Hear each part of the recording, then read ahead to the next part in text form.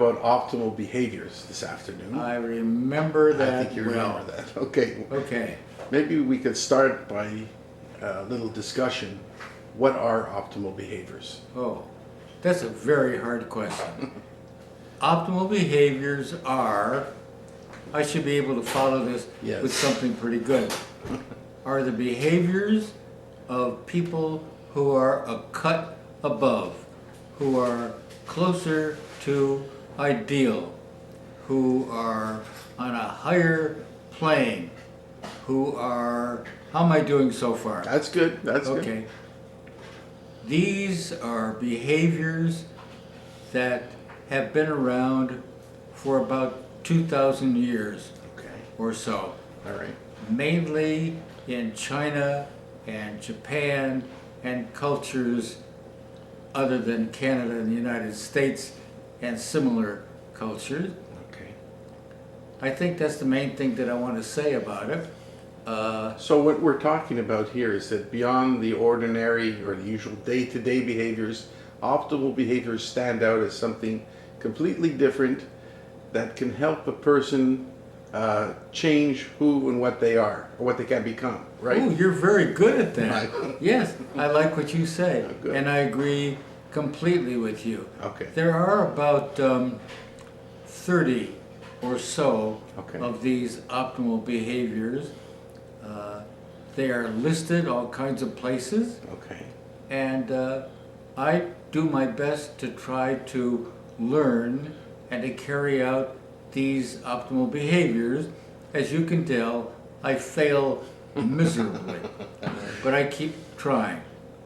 Okay? Okay. So for the person that wanted to learn about optimal behaviors Yes. and how to, I guess, study them more Yes. and practice them more, Yes, yes. how would they go about doing this? By reading a book that I wrote called The Manual of Optimal Behaviors. Okay. And the nice thing Okay. about this manual is it starts with the first behavior and says, read it. It'll tell you all about it. Okay. It'll tell you enough about it that if you're ready and if you want to, you could actually carry out this first behavior.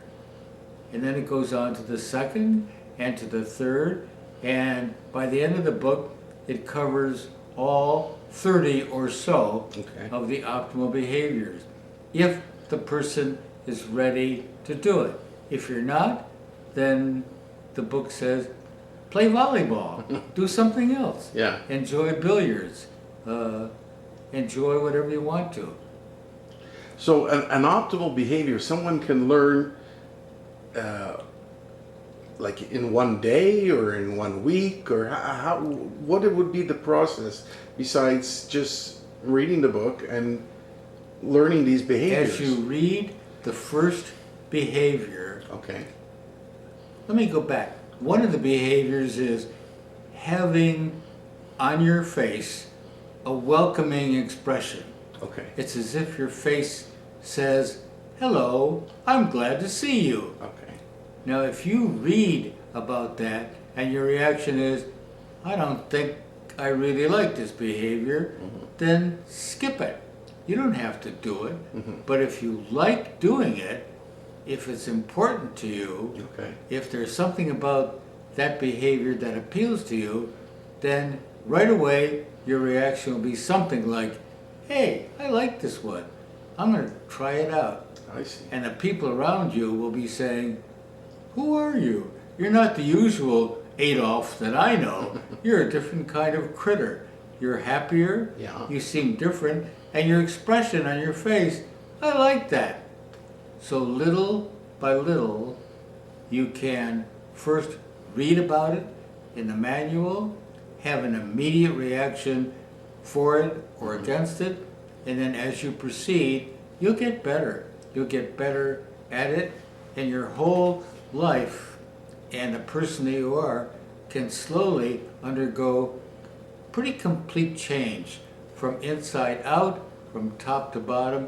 You'll be a different person if you're ready and if these behaviors are appealing to you. Does that make any sense to you? Yeah, it makes a lot of sense. It kind of reminds me, in a little way, of an old school of psychology called behaviorism, and the way one would change their behavior would be to modify a particular behavior. But what you're saying is you could learn this behavior. You don't need rewards and punishment. You can find ways to practice, and at the same time, you receive feedback, natural feedback from them. In terms of behaviorism, Yeah. these are actual behaviors. You actually have a different facial expression. Okay. That's a different behavior. So these 30 or so behaviors are not only optimal, they're actual behaviors, and they're friendly. I'm going to, my nose, I must be telling a lie. And they're friendly to what is called behaviorism. Okay. Okay? Who would be a person who is an optimal person? Would you say an example of something a like person this? who Close. would be? Yeah, close examples of an optimal person, because that's what we're talking about. A person that learns optimal behaviors gradually progresses or transforms themselves into an optimal person. An optimal person you will recognize because it's you. Okay. And not only is that person you, but that person wants to carry out this optimal behavior. If you're asking, do I recognize someone who is optimal, your answer would be for you. Okay. And so you will say, you know, that person over there, she is an optimal person because of all of these behaviors that I have listed in the book. She carries out most of them. Okay. Hello, you're going to be my hero. I want to be like you when I grow up. Oh, I see. Does that make any sense for you? Yes, I'm thinking of a person like perhaps the Dalai Lama, who he would describe himself as what they call an enlightened being, someone who has progressed towards a higher state of existing, of living, of being, whatever word we choose. If you have 2 or 3 people in a room and you ask each one of them, is there somebody you know, alive or dead,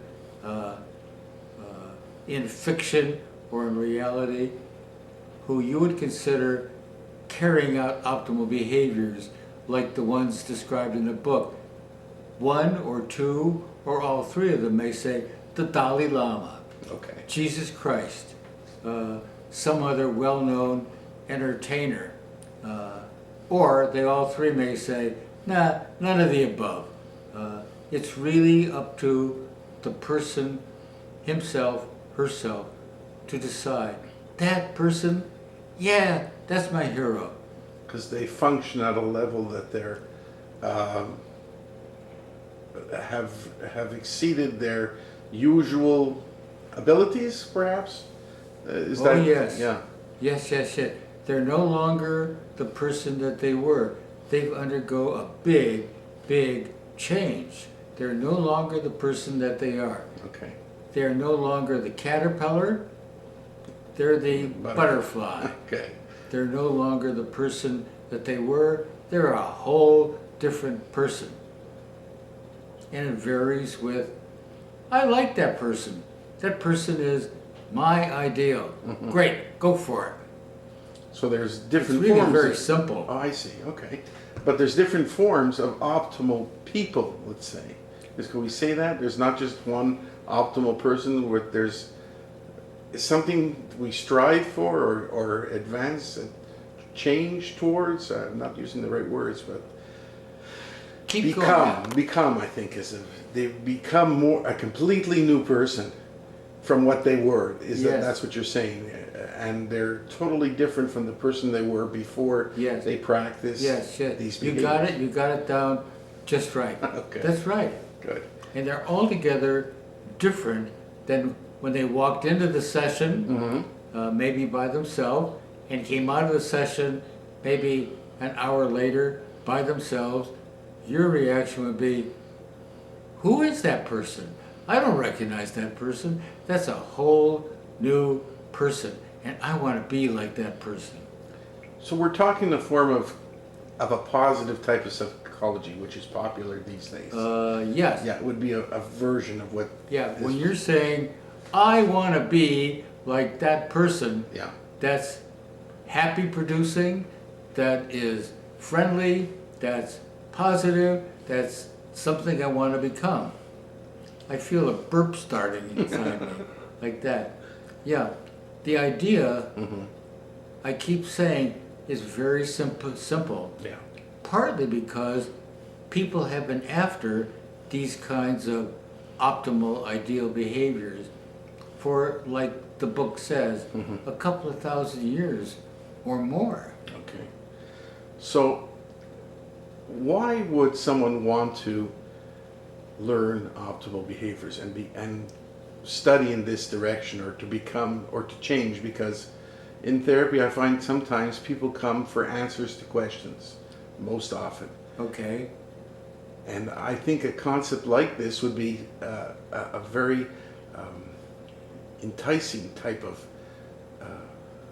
approach to adopt, to learn how to enhance yourself, become better, to change. Do you think this is something that people would find not only just interesting, but something they could adopt to change their whole life completely? If you were to see a number of people, let's say 2, 3, 4, 5, Yeah.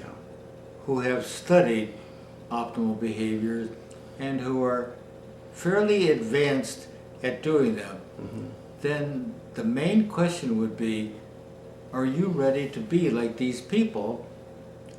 And then the next question would be, what does this have to do with therapy?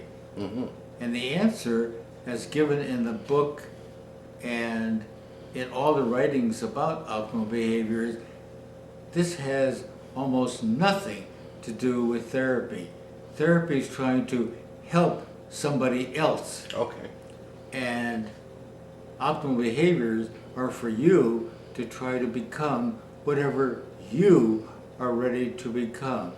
It has very little to do with therapy. Personal If growth. everyone were to do these optimal behaviors, there probably would be little or no therapy going on in the world, and therapists and their clients or patients would be busy becoming optimal people. Is that okay to say out loud? Yeah. That's okay. On the final note. A final A note. final note. Oh, that means we've done so far okay. We've done very good. All right. I know you had a study group at the university with some students Yeah. that practiced optimal behaviors. Yeah. What type of feedback did you get from those groups? The feedback mainly is, my God, it changed my life. It really, I feel like a whole new person. And this is common. Okay. If after 1 or 2 or 3 sessions, they don't like the whole idea, they'll drop out. Okay. They'll say, no thanks, I have other things I'd rather do. But if they stick with it for a while, almost everybody can say, I'm not the person I was.